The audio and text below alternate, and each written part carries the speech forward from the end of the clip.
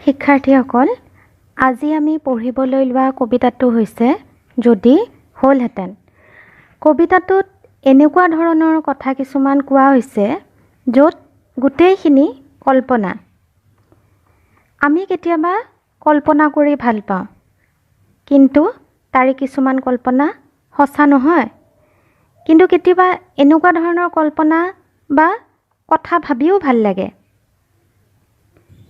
এতিয়া চোৱা, প্ৰথমতে আছে, সাত সাগৰৰ পানীবোৰ যদি হ'লহেঁতেন গৰম চাহ, কি যে মজা নহ'লহেঁতেন বাহৰে বাহৰে বাহ।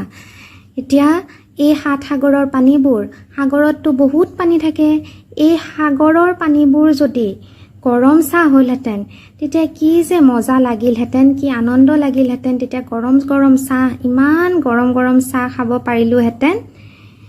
তাৰপিছত কোৱা হৈছে যে টোপা পিঠাবোৰ লাগি থকা হ'লে কঁঠাল গছৰ গাত, খাওঁ জানো ভাই এদিন মানুহ ঢেকীয়া কচুৰে ভাত।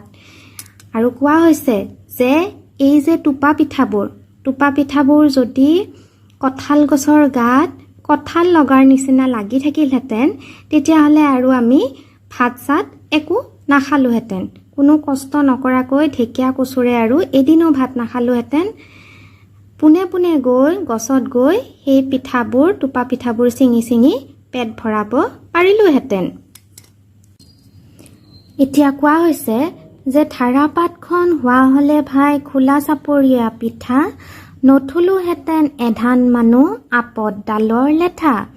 এতিয়া ধাৰাপাত মানে হৈছে অংক শিক্ষাৰ প্ৰাথমিক পুথি বা কিতাপ।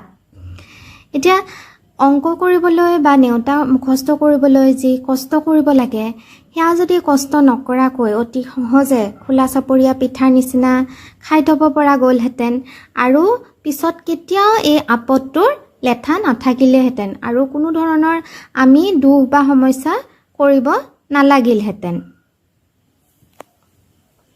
তাৰপিছত আছে, হ'লহেঁতেন যদি ধনাই পণ্ডিত আমাৰ তলত পঢ়া, কি যে মজা নহ'লহেঁতেন হা হা হা।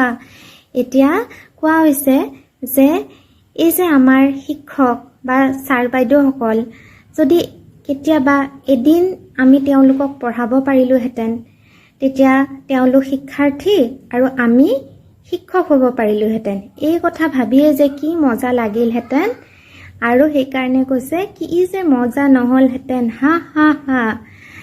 তোমালোকে কবিতাটো পঢ়ি নিশ্চয় ভাল পালা।